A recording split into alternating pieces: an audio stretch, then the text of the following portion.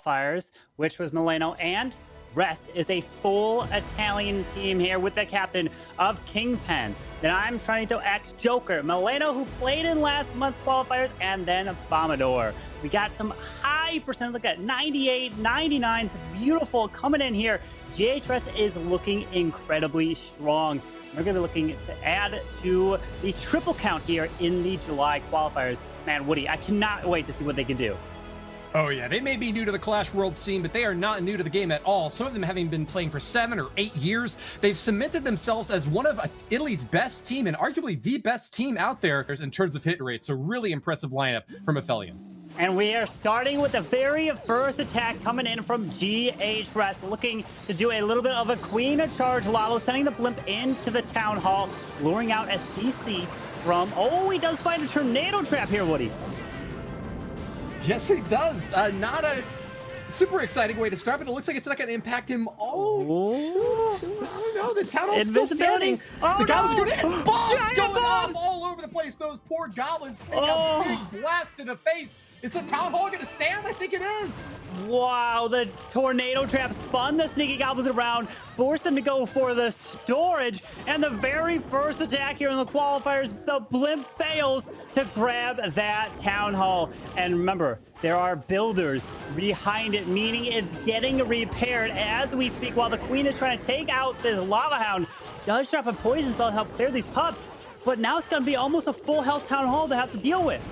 That is really going to put his feet to the fire. You know that you're going to be panicking as soon as you see that hit point total start increasing. That's the wrong direction if you're an attacker, Carbon. You definitely want to get that damage in and let it stick. So with that builder trying his best to top that Giga Inferno back up and keep the Town Hall safe, Tortino is nonetheless going to do his best with a Queen Church, get straight into that heavy PT center. Oh, a big bomb going off, forcing the Queen ability to get popped, but manages to get the Town Hall down finally. A minute and 30 into the attack, a slow start for Trotino.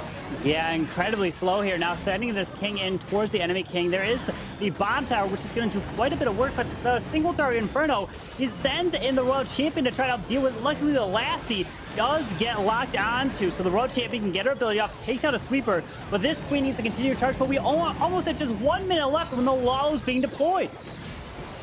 It is all but over for Trotino. He's dropped his entire army and is hoping beyond hope that they can make a long bomb run across this whole base. Really well-placed jump spell out there for the Queen to get another big compartment down. That scatter shot, as you can see, is going to start locking on and popping some damage off. But the main phase of the attack up in the top is going in hard and fast right now. A multi-target Inferno is burning up lots of balloons. They're taking a long time to make it to the center, and they go down. Air bombs exploding, popping them all around, and the 2 stars seems to be all that Trotino's gonna get. Yeah, that multi-target Inferno rose through that Royal Champion as one more Sneaky Goblin does just deploy, trying to get as much percentage as possible. The freeze up top, but this Queen is slowly going down to this ground Expo, but it's going to be a pretty low percentage in the mid-70s. That's surprising here in the qualifiers. Yeah, unfortunate for GHRS, and yet they might not have put their most strong hit right at the beginning. Tortino actually had one of the lower hit rates for his squad with a 94% average destruction that came in as high as that is actually at the bottom of this lineup. So a bit of a soft start here from the player who might be better known on this lineup for being the defensive master. He's actually the only base builder on this squad. So coming in with a 2-star 84% is a knock on the door, a howdy do, but not necessarily a barnstorming strike. 2, we'll be seeing if we're going to eliminate some, but remember, there's not as many as before, but now we have GHRS coming out of Italy.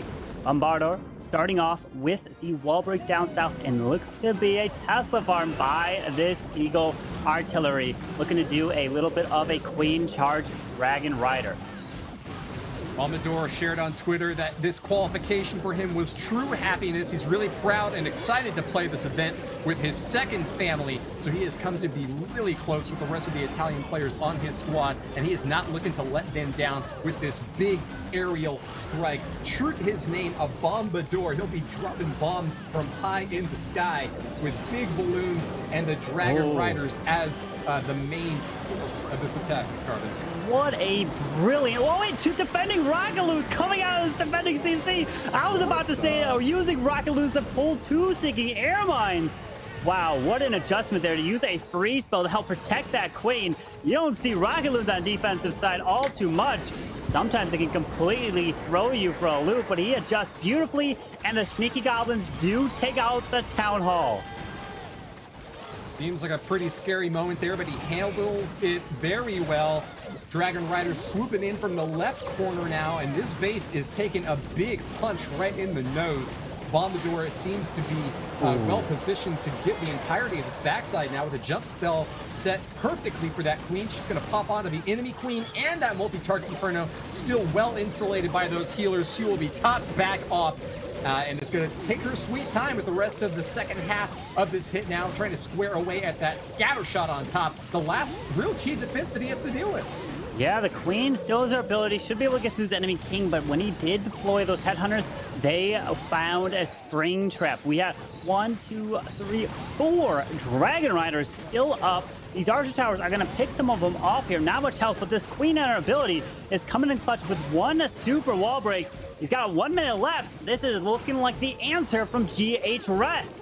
I think he had perfect pathing through this space. The fact that the queen was able to get onto that air defense up top right before the Dragon Riders came within range just shows to me that he knew exactly what he was doing with the directioning there.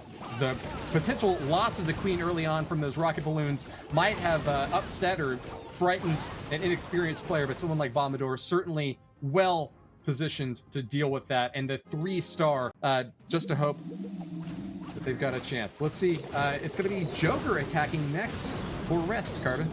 Yeah, Joker is looking to come in with his version of a little bit of a Hydra. 6 dragons, 3 Dragon Riders, but also has 5 lightning spells, taking out that single target Inferno, which is right behind that Town Hall.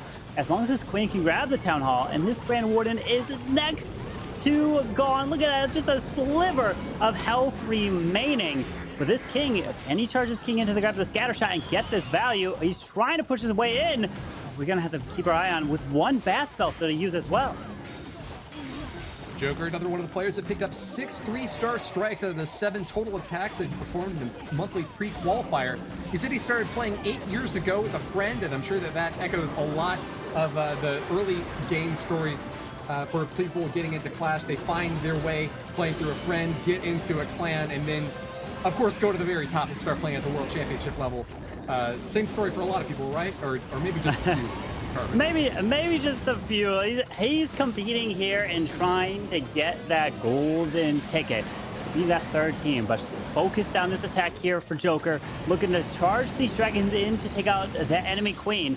Air Skellies do pop, get ready for the Grand War Internal Stone, and pops it there, rages over the core, still has a Stone Slammer to deploy. The Eagle Artillery is scanning down south, and there is a bat spell to actually help protect that Stone Slammer there. A little bit of insulation, though. Unfortunately, he's going to run into a Tesla down at the bottom, popping up a little bit more defensive firepower than he was potentially expecting. Still does take out that air defense, and with an easy strike of the Eagle soon afterwards, it is going to be toast. Drops the final 3 spell, and that's just about it for his offensive firepower. 1 more invisibility to try to get them into that final compartment with the air defense, but still quite a bit up top that he's going to have to worry about for cleanup there. An Archer Tower and a Grand Warden still standing, and I don't know, the offensive capabilities of this base are looking like they're dwindling here. I think Joker might just have it.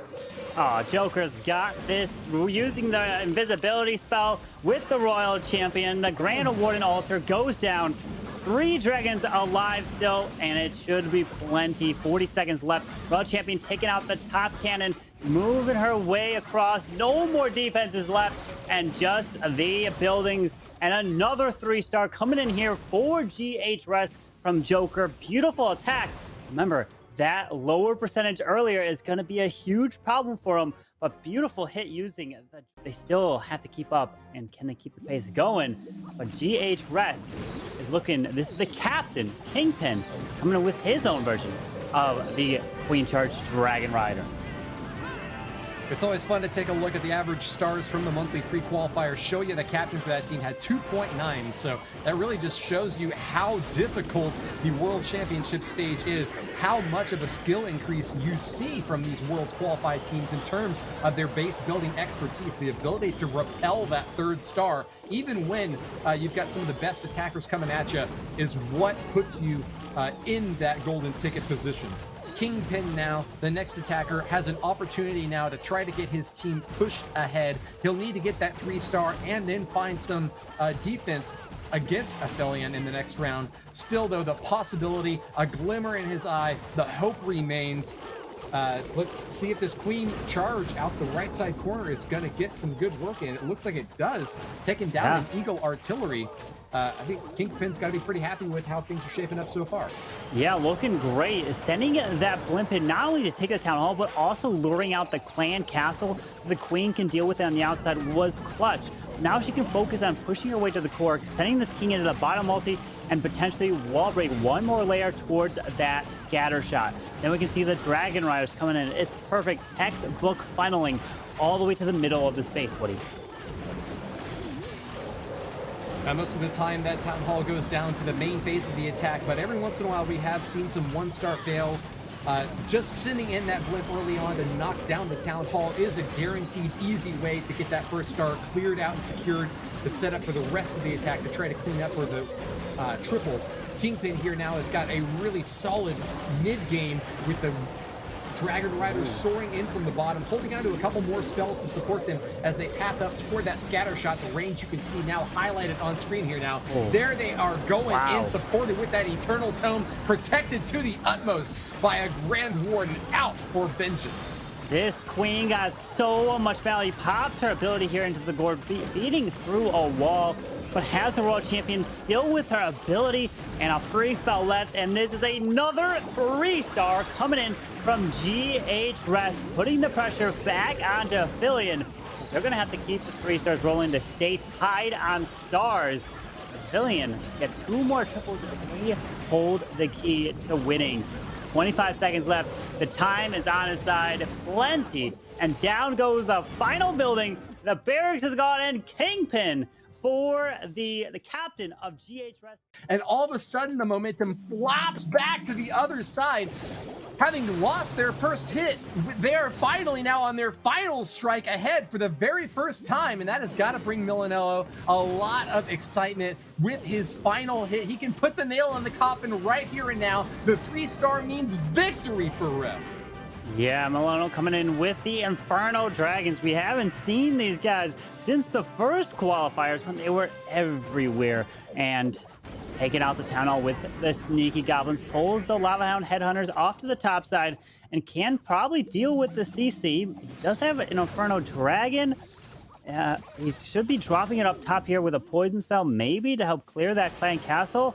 But he's, oh, wait, no, he's going to move it off the left side. I guess he doesn't want to deal with it right there and then. He's got a Poison Spell to deal with it, but here we go. Pushing the Inferno Dragons in and trying to get all this value.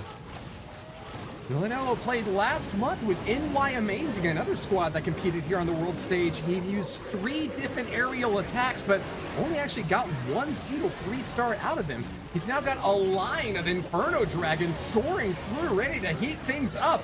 The final strike is going all in hard in the paint with this big Eternal Tome right off the bat. And speaking of that, looks like he's going to be dropping in a few little weaker guys to support this attack. Not Bat Spell, but in fact, it's going to be those skeletons right into the gut of his base, trying to distract the scatter shot and doing a pretty dang good job of it, Carmen. Yeah, he does. And the King Queen cleared the Eagle Artillery up top, but he needs to drop these skeletons to help distract for the Royal Champion to make her way around. With 1 more Rocket Loon to use, there's the Teslas in the core. Queen's got her ability with a 1 invisibility. As long as the Queen can... Wait, that Yak actually beat through the wall going to the multi, so that Queen can get some incredible value. Where is he going to drop this invisibility spell? It's all about the perfect timing for it. He might just have enough. Just hang on. I don't know. Oh, he drops down the Queen. Oh, boy. Can he get it? A bit iffy if you ask me, but all of the heroes are still active and ready to rumble, charging straight through. The Royal Champion drops her ability, and I'm looking at what remains of the defenses. It's really just that right side compartment and a couple of Teslas in the center. 50 seconds left for cleanup. It looks like they might have enough time, Carbon. But the question is, are these defenses going to knock them down before they get it done? Without the Royal, the Grand Warden goes... It's all about time now. The Warden finds the Sigier, but he goes down. The beautiful use of the Rocket Loon to get that Tesla down. And the Queen just barely is going to stay alive for the 3-star here, Woody. Top Gun Rocket Loon barreling in at Mach 5, strikes at the final remaining Tesla and gives Miller... From Aphelion eSports, but... GH Rest is going to be advancing here in the very first matchup. GG, 14 stars. What a performance. That's what we're going to have to be seeing all day, is clans need to be putting up 14, or maybe can we see a perfect war, Woody?